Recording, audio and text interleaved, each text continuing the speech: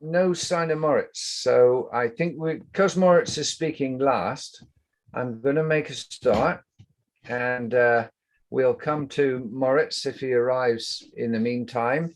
If not, maybe Peter can be on standby, Mandy, to take Simon, Moritz's place. He's on a trip. Simon.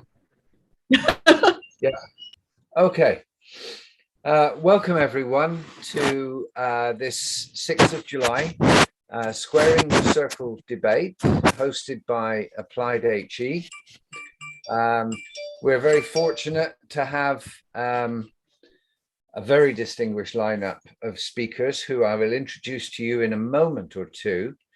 But first of all, the way this runs is we take a vote from everyone who's attending, and there are quite a number of attendees, would like you to vote for or against the motion.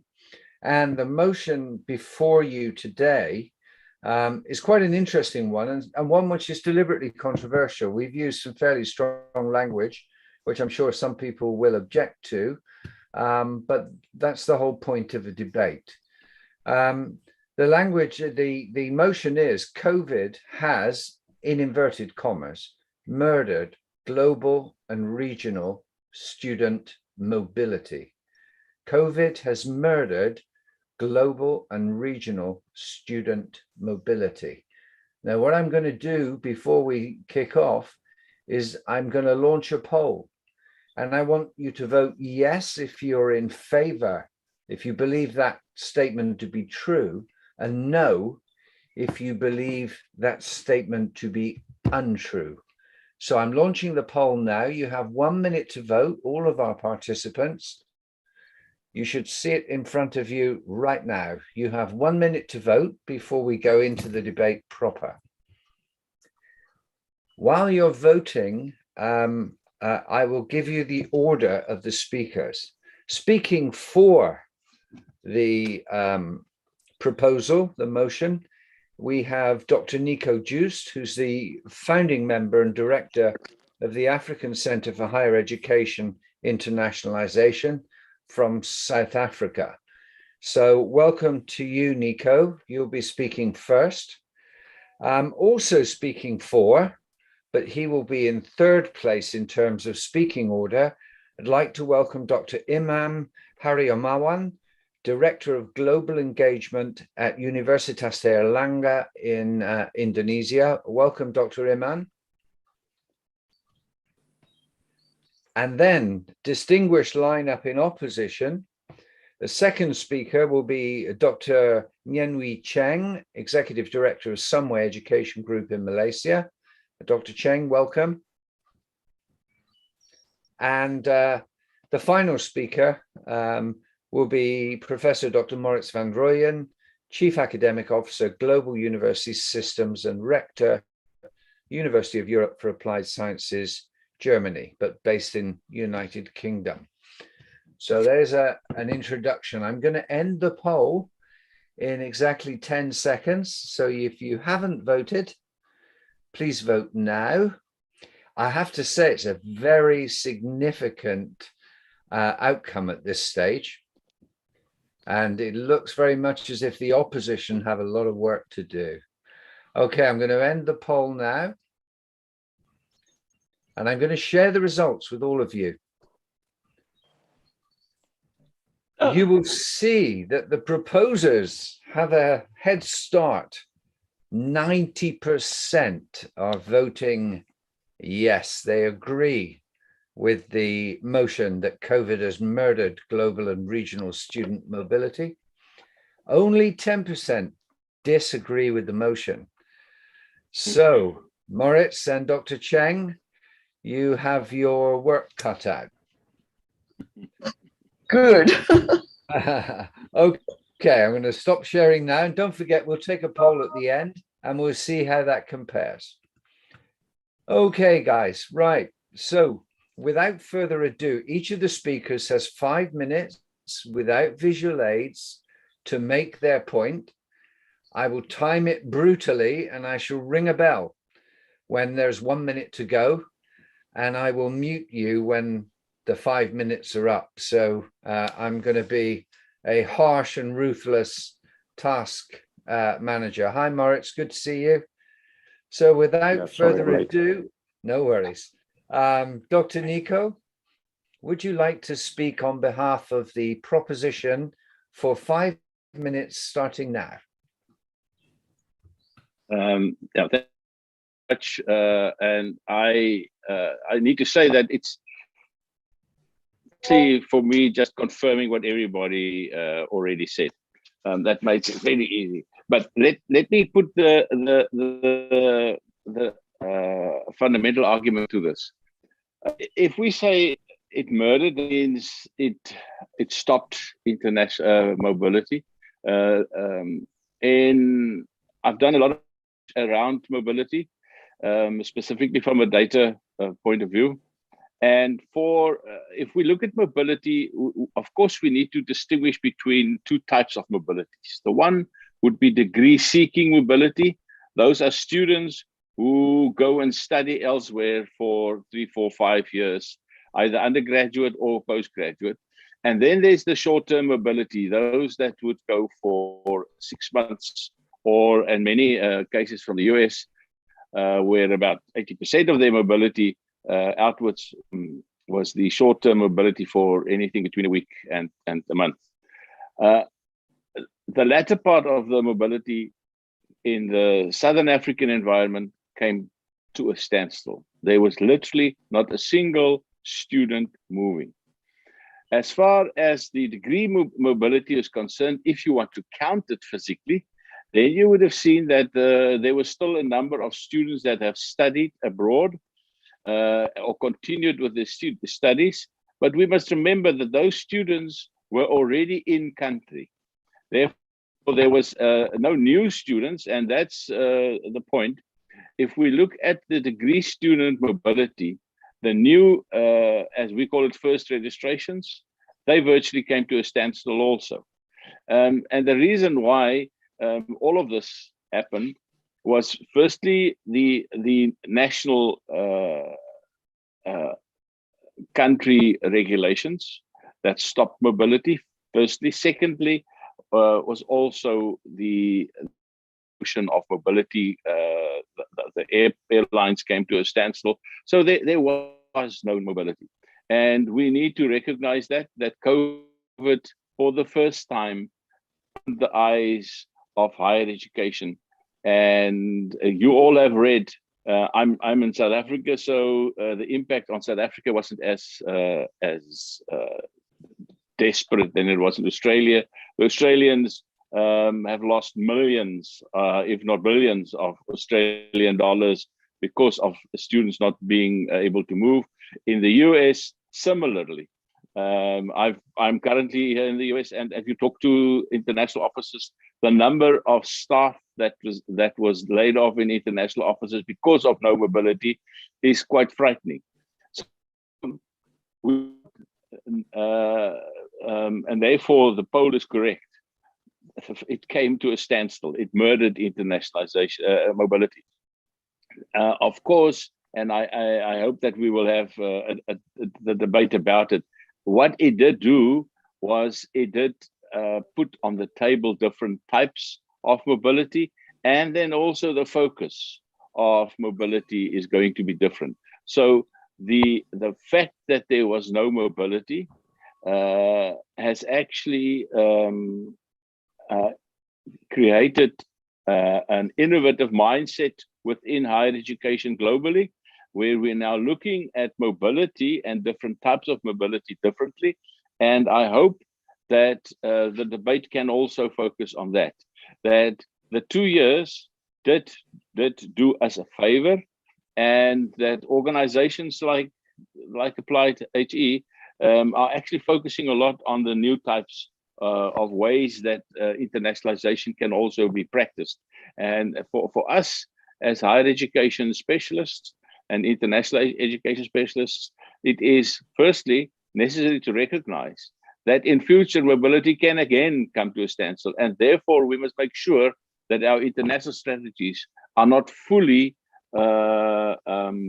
embedded on a mobility bandwagon, but we need to look at internationalization in a much broader context. I think. Thank you very much, Nico. I'm afraid I've muted you as promised because the 5 minutes were up.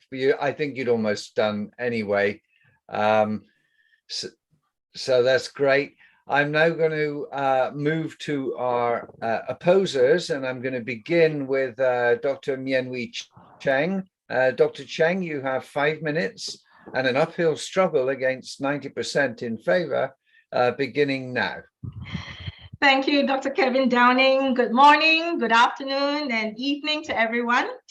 Greetings as well to my colleagues on the opposing team, whom I respect, but need to correct with regards to their motion.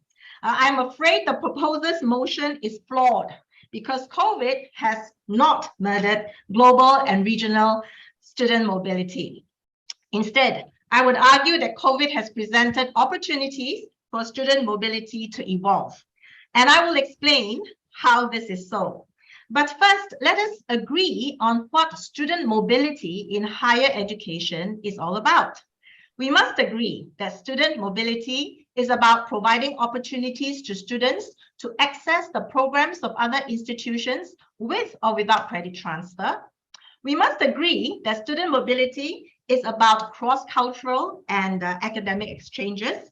We must also agree that the alternative to physical mobility is virtual mobility, where we use information communications technologies or ICT to allow students to communicate and collaborate across the borders of space and time. As a matter of fact, my learned proposer suggested new ways of looking at mobility. As such, I argue that student mobility has prevailed over the past 2 years despite COVID, because institutions, academics, and students from across the world have embraced virtual mobility approaches. Now, let us look at how student mobility has continued throughout COVID.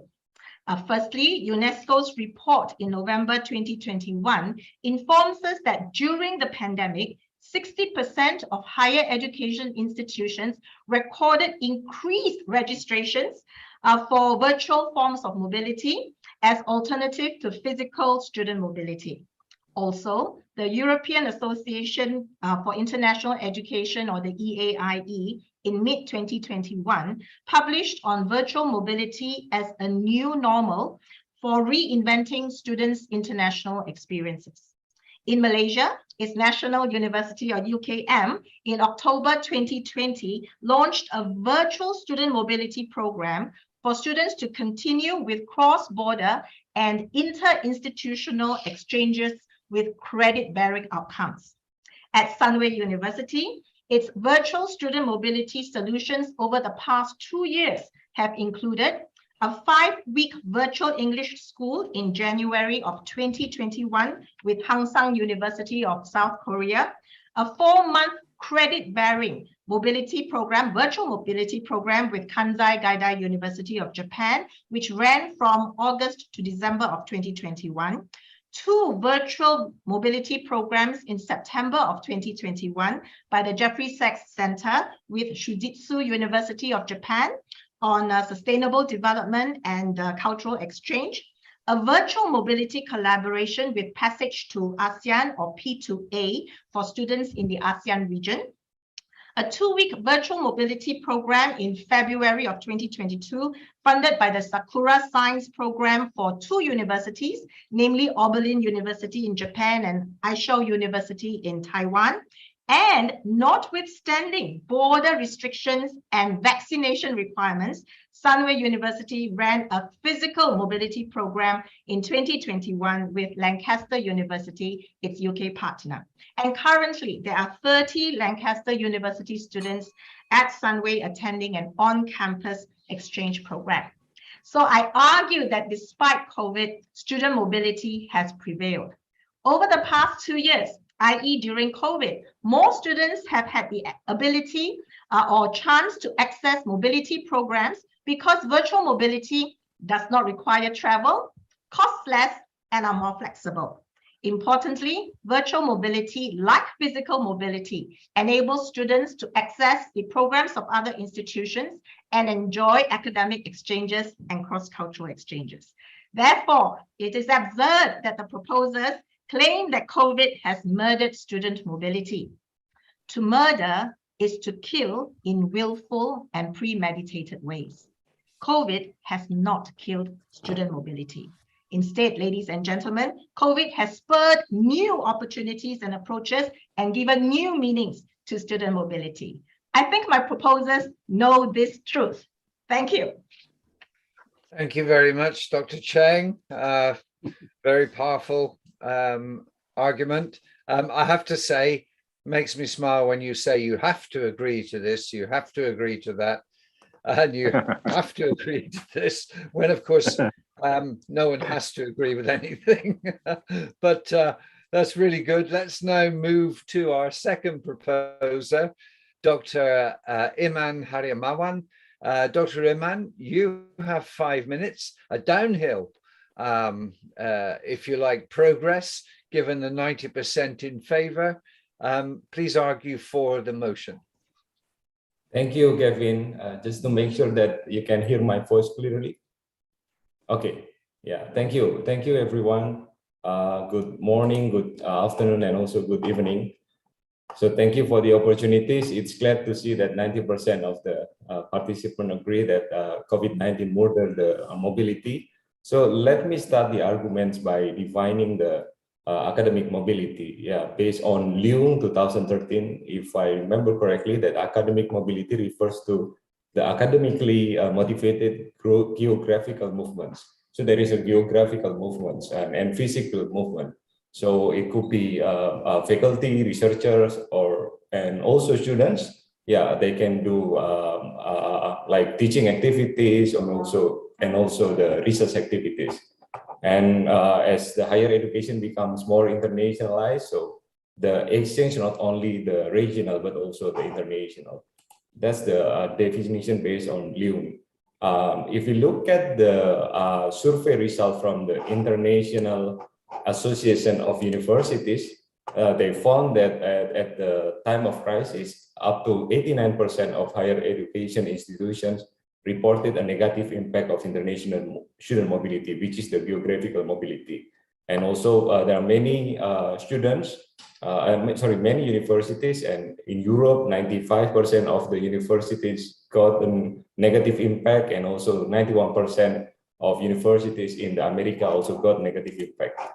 And furthermore, the survey also revealed that 47% of the students are grounded in their own institutions, and 37 students, this is quite high number, they are grounded in the foreign institution. So basically, that's a signal that there is no further mobility when we had a crisis. And also 39% of international students have decided to interrupt their study programs. So if 39% is quite a lot, they interrupt. So it means that the behavior is changed, and also the mobility is impacted a lot. And also student exchange with some countries have been canceled, 43%, and 33% of all students exchange have been canceled. Yeah.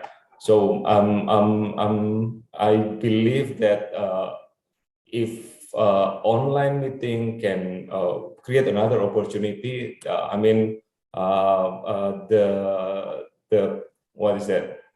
the number of satisfaction of the students attending the online activities will be increased. But we can see that 39% of the students, they decided to interrupt their study programs. Yeah. So if we look at from the Yang and Cheng 2018, yeah, educational mobility is seldom about education per se, but is often deeply embedded in specific social contexts and motivated by socio-culturally shaped desire and imaginaries. So physical movement is very important because mobility is not discussing about exchange ideas, but also exchange cultures and also exchange experience. And experience and culture is difficult to be exchanged using the online mobility. So that's the basic arguments that we bring, that the COVID-19 murdered student mobility. So in short, virtual mobility does not equal to physical mobility, and that's why we agree that COVID-19 murdered the student mobility due to 4 reasons. The first one is specific social context can only be gained via hands-on experience. The second one, a capital exchange can only tangibly occur upon physical mobility. And the third one, higher risk of commitment issues among participants if we engage in the online exchange. And the number 4 is time difference tend to be the highest obstructions in completing the programs. And I saw one comment from the participant is really true. The internet connection is also a big problem because we have a very different accessibility of internet access. That's from my side. Thank you. Thank you, Dr. Iman. You kept to time. That's very good. I'm just going to remind people before we go to Prof. Moritz, just remind people, please raise your hands if you want to make a comment. Some hands are going up already. So if you want to have a chance to speak, you need to put your hand up now. And I'll start taking comments from the audience immediately after Moritz. Prof. Moritz is going to speak against the motion. Prof. Moritz, you have 5 minutes beginning from now. Thank you very much. COVID did not kill mobility. It nearly killed mobility, but it failed.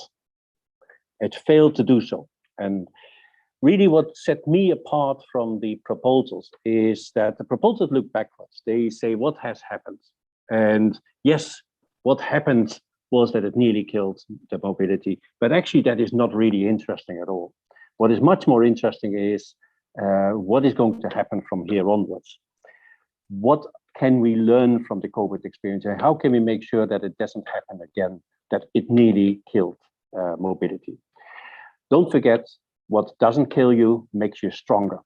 And I think this is what we should be looking forward, learning from the lessons. It is up to us now to really take advantage of the COVID experience.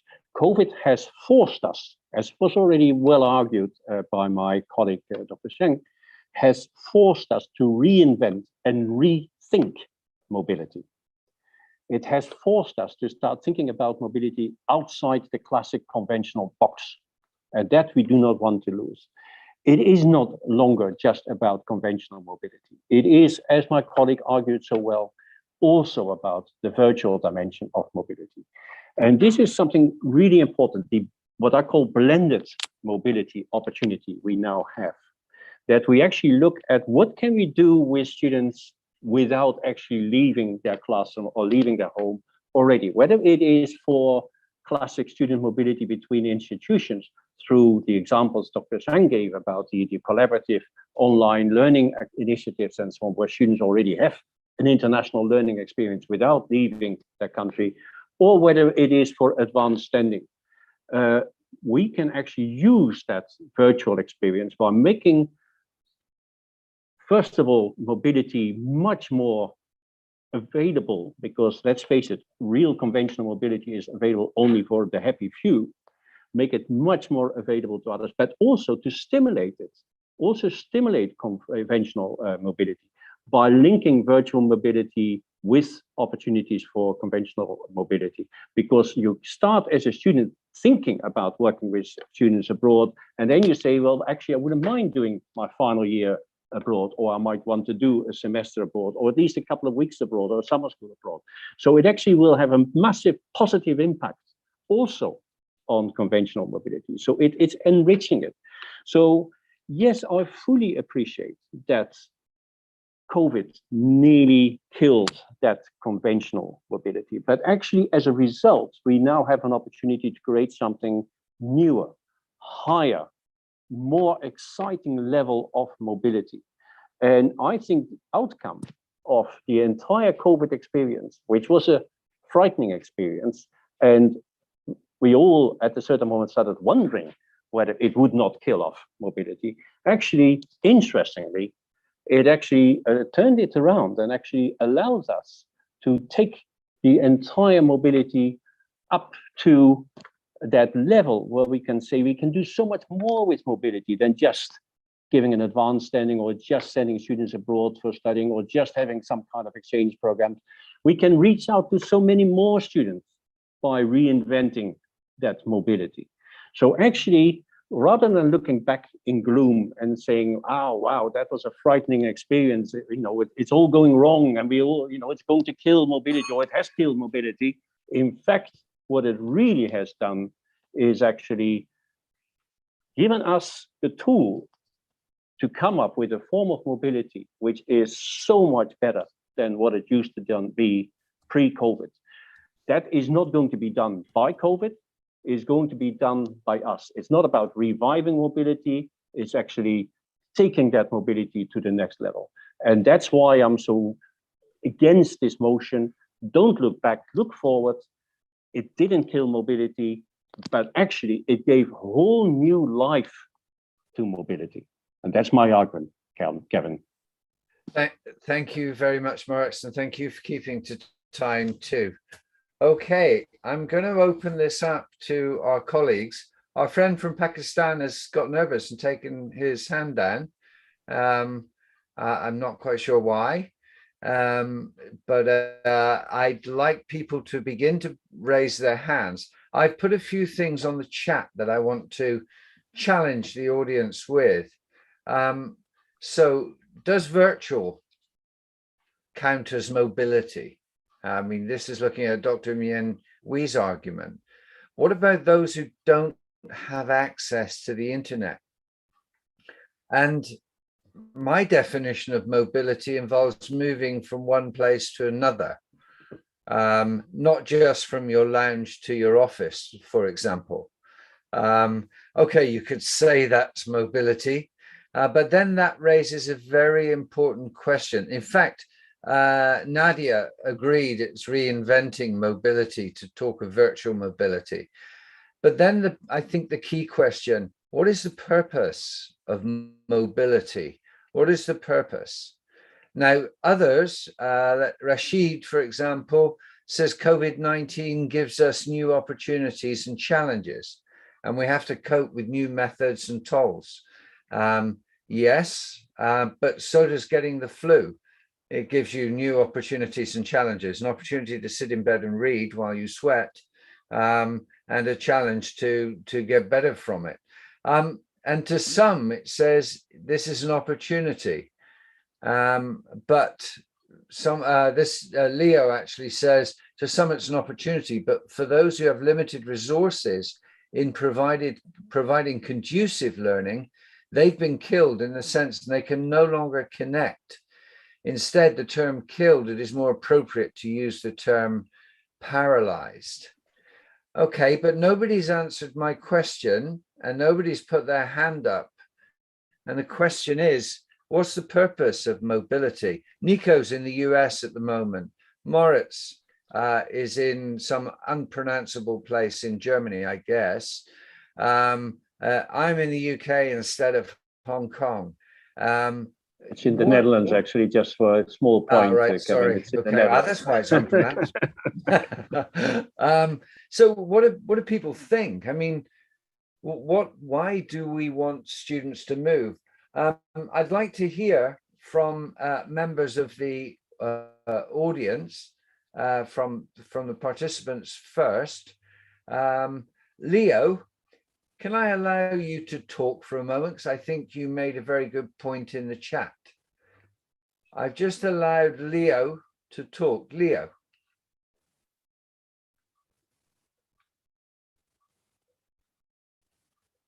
Leo, can you hear me? Okay, I'm gonna ask Rashid. I'm just going to give Rashid the opportunity to talk. JKLMNOPQR. Okay, there you are. Rashid, would you like to make a comment? Because you've made some very good chat comments here. You said the purpose of mobility is to earn more and learn new things. Can you expand on that for us? Okay, thank you very much. I want to say the purpose of mobility is to earn more and more of your livelihood. As I am from Pakistan and there is less opportunity for us to earn more, I we see. move So to other. really, you can see earning potential going along with the ability to be mobile as a faculty member.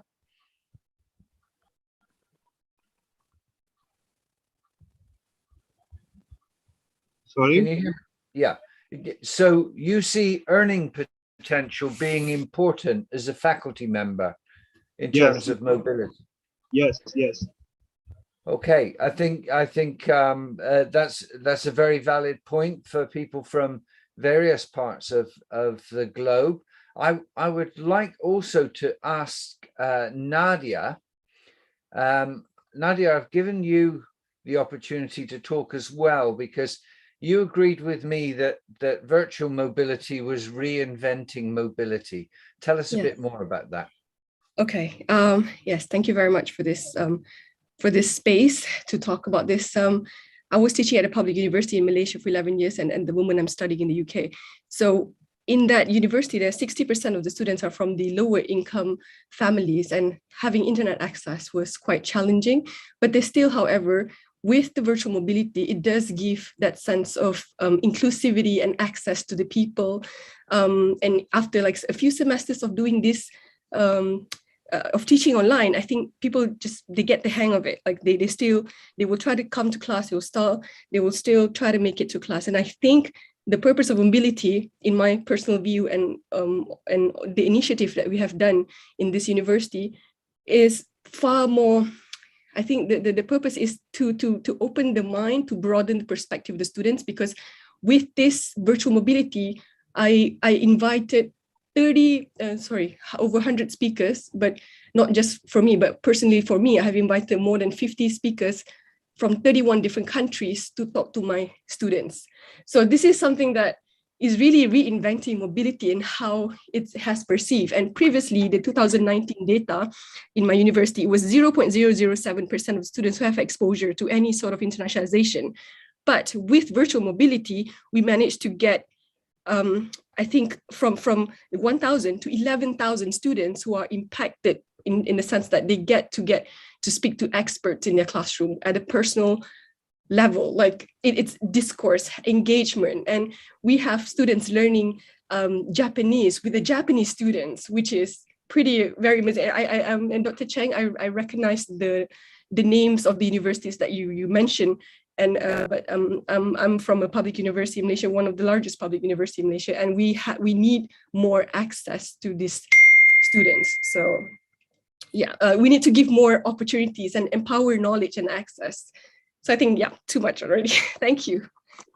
Thank you, Nadia. Sounded like someone was supporting you with a WhatsApp message then as well.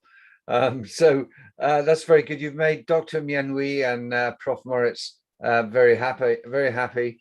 I'm going to go to Jacques Lou. Jacques, you've made a comment. I'm going to allow you to talk.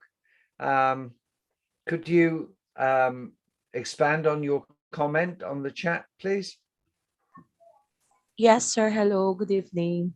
Hi, This is Jacques. very exciting. This is very exciting. I'm from the Philippines. I am a faculty member of the Department of Education. So with the contention that we have to use mobility with a definite definition coming from books and coming from dictionary, that is not anymore applicable. I believe it is very timely that a different definition should be given to this word. Why? Because the word mobility is as if you are moving freely, right? But with virtual mobility, we can move freely. I'm from the Philippines, but I can access resources. I can hear speakers from the United States. I can hear speakers from different parts of the world. So it made the definition of mobility in a global perspective. And so I believe that because of COVID-19, we came to what? To have to have another definition of mobility, and that's very nice to hear.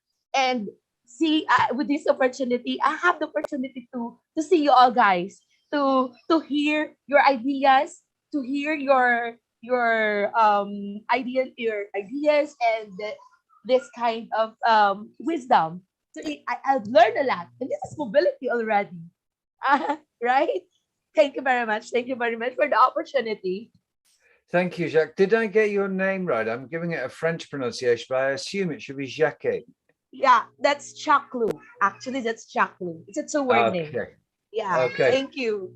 Thank you very much for your Thank you so very much. interesting comment. And taking up your comment, I want to go to Gabriel Simiyu, all the way in Kenya, because I think we should hear from Kenya.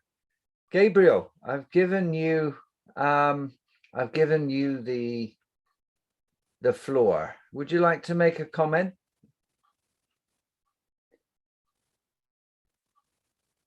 Looks like you're using someone else's Zoom account. You're using Emmy Bell's Zoom account rather than yours. So maybe we're not getting you. Leo, we came to you earlier on and asked you to make a comment. I want to give you the opportunity to do so again.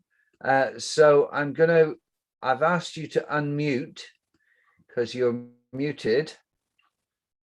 Leo, can you hear us? Apologies, traveling at the moment. Who's this from? It's Mandy. Okay. Sorry, everyone. Bye-bye, Mandy. Bye. Okay, let's move on. Any other members of our attendees? I'm going to go to Edsel. Edsel, I've allowed you to talk. You need to unmute. Off you go. Hello, good evening, everyone. I'm Edsel Inoshan. I'm actually a dean of the College of Medical Technology here in the Philippines.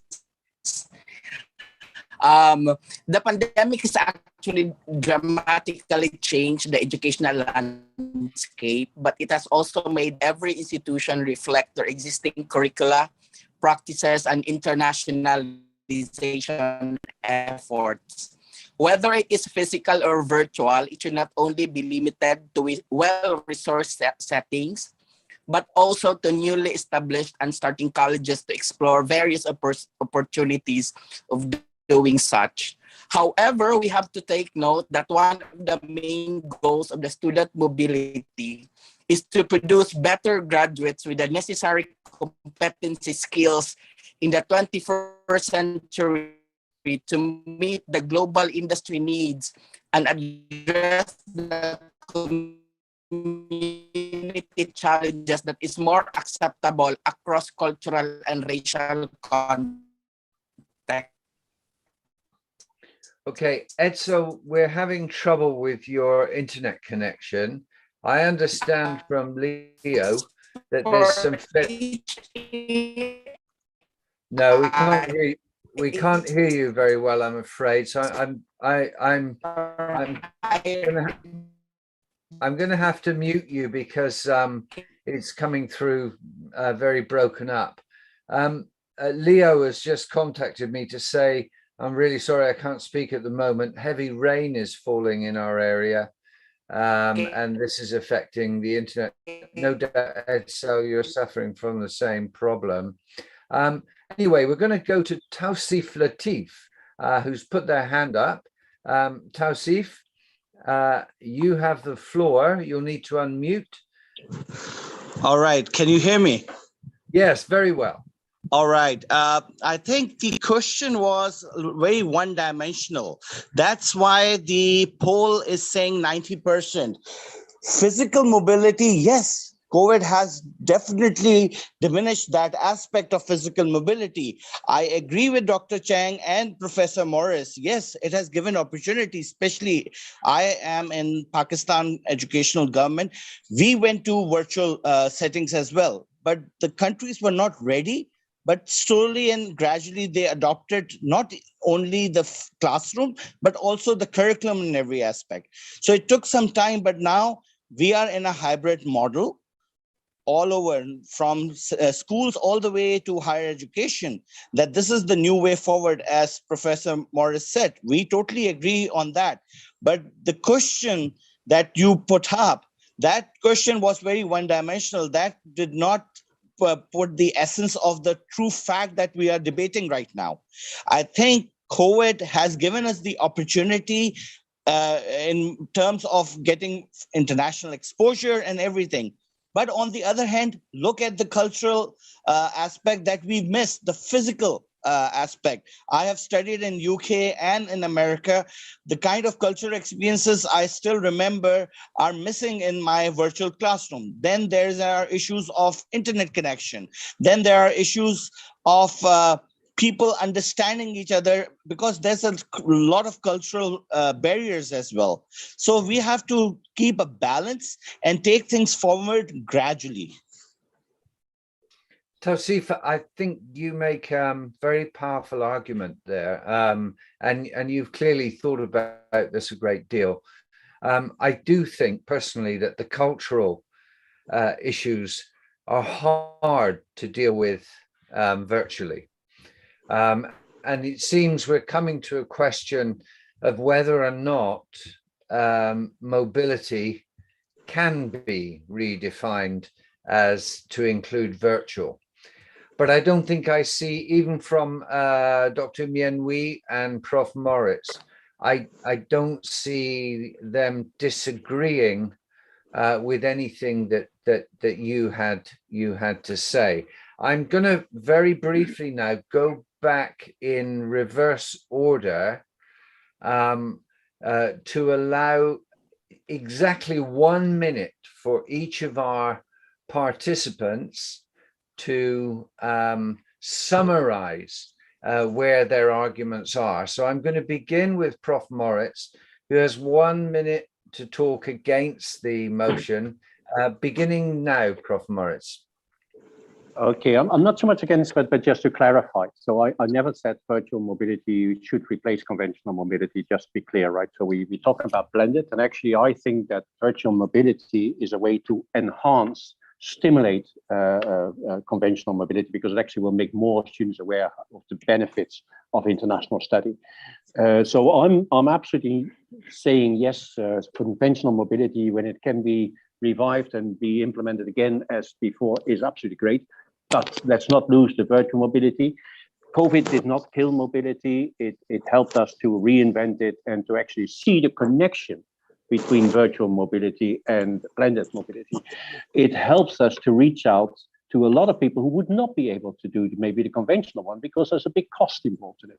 I fully take the argument which came up in the chat saying, yes, but internet connectivity and so on. Of course, there are restrictions also to virtual mobility, but there are less restrictions there than to conventional mobility, which only a few percent of our students can benefit from. So all in all, my argument, Kevin, is let's not be this negative saying, wow, it killed it, etc., etc. This is the big opportunity for all of us to say, they make an opportunity. We go to the next level. Excellent. Thank you. Thank you. Thanks, Prof. Moritz. Dr. Imam, you have 1 minute to speak for the motion, summarize, beginning now.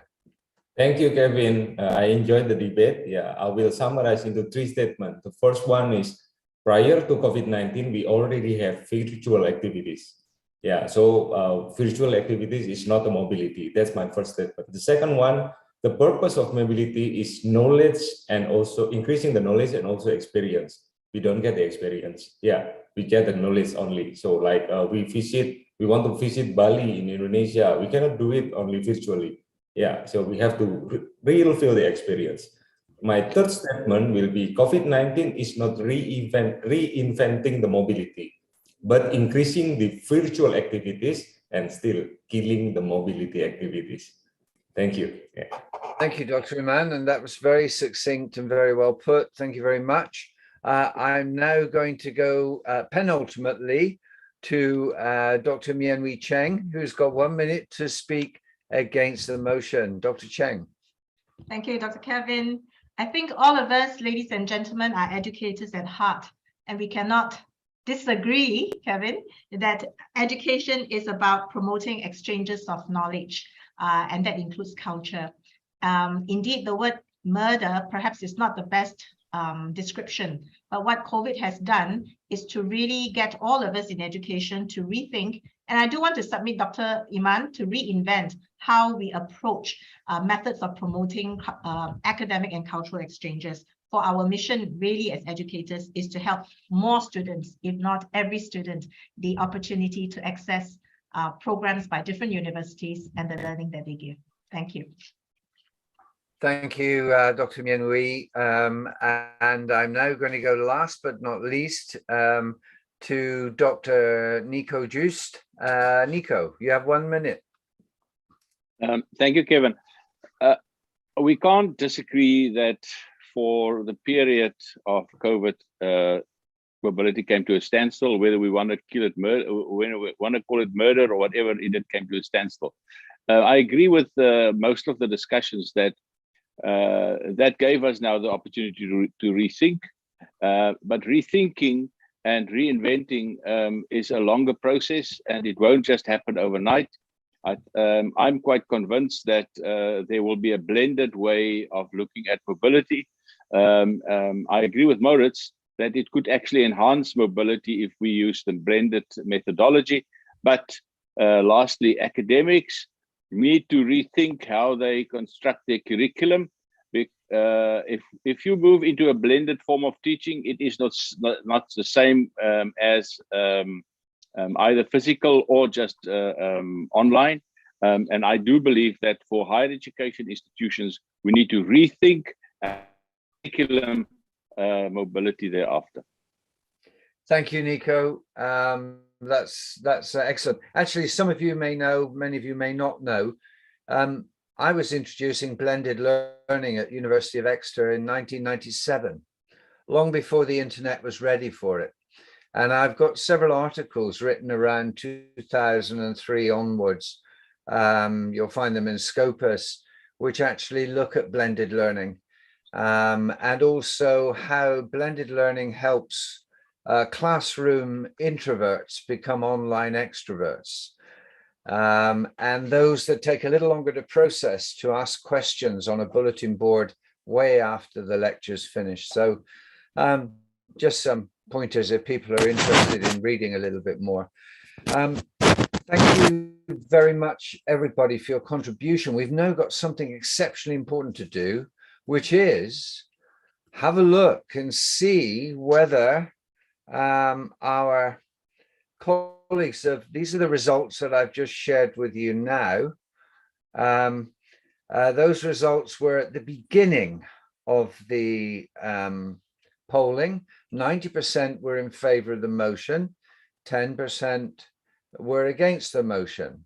So now what I'm going to do is launch the second poll, although for some reason all it does is give me a first poll.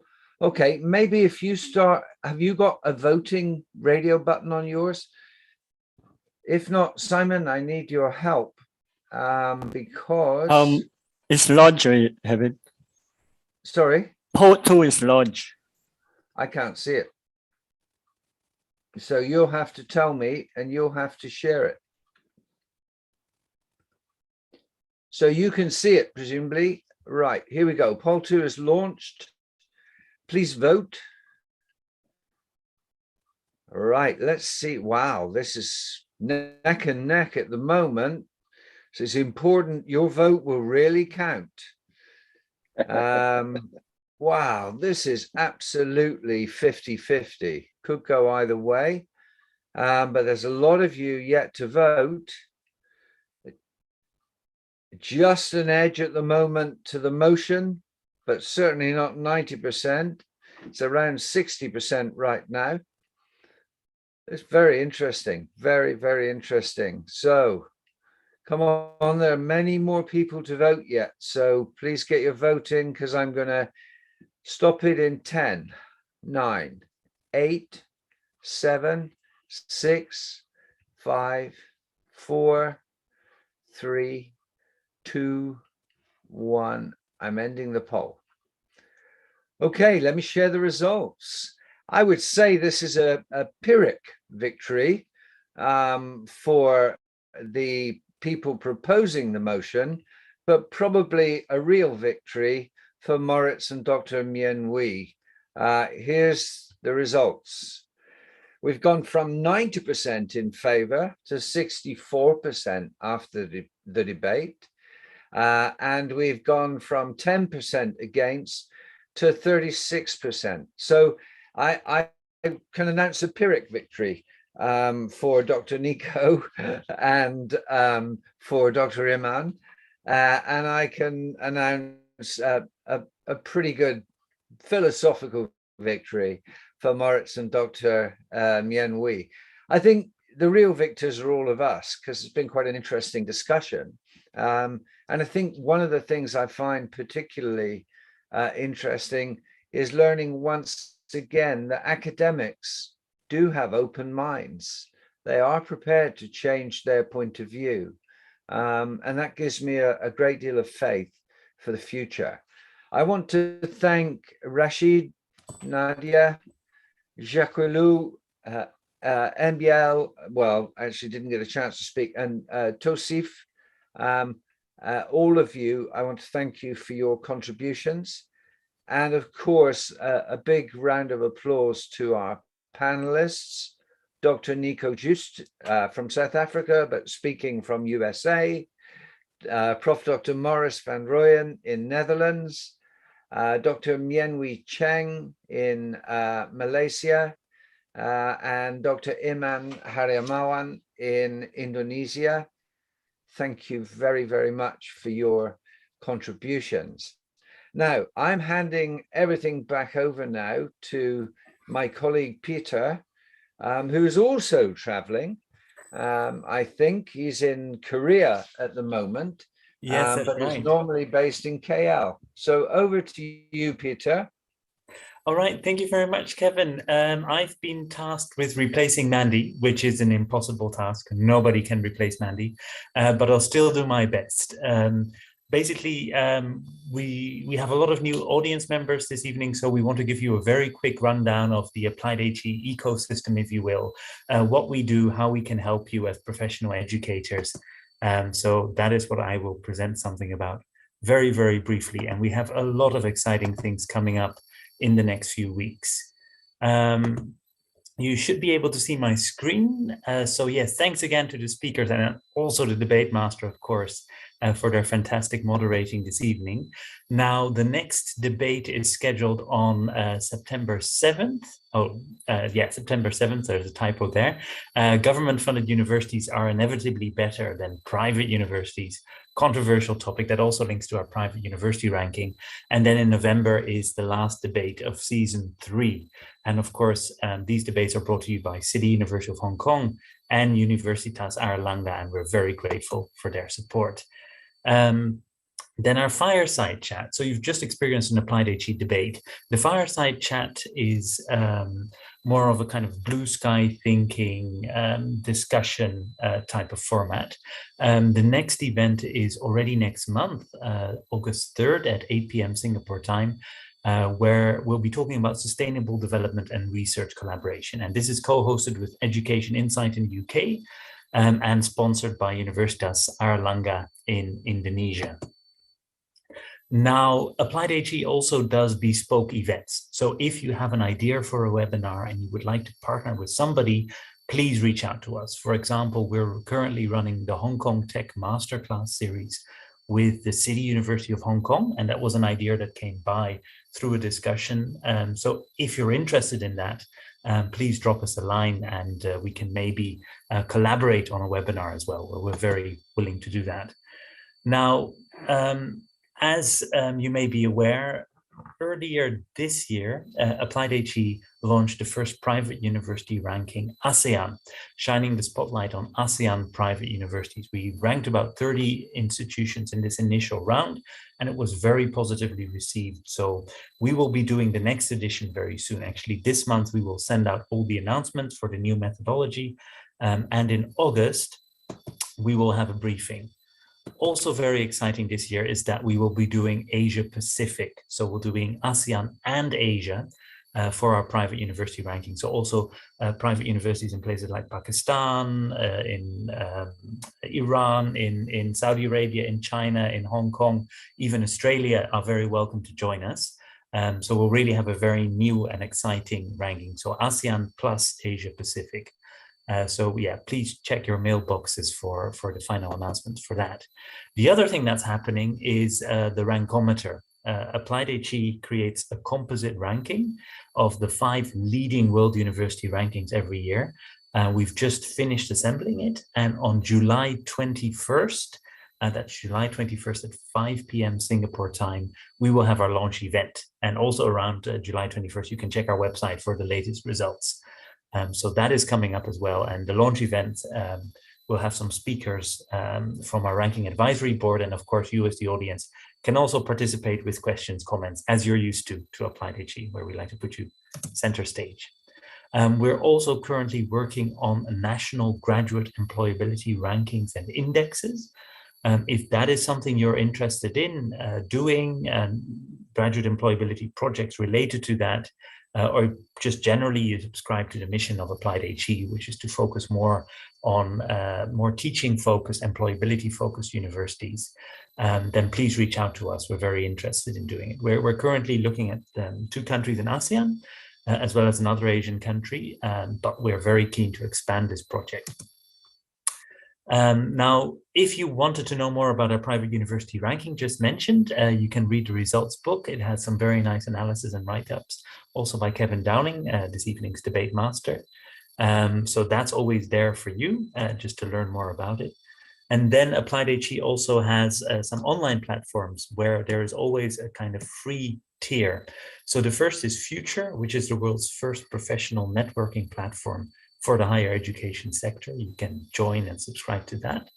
We also have an alumni engagement and management service, which is in the process of being relaunched, following very positive responses.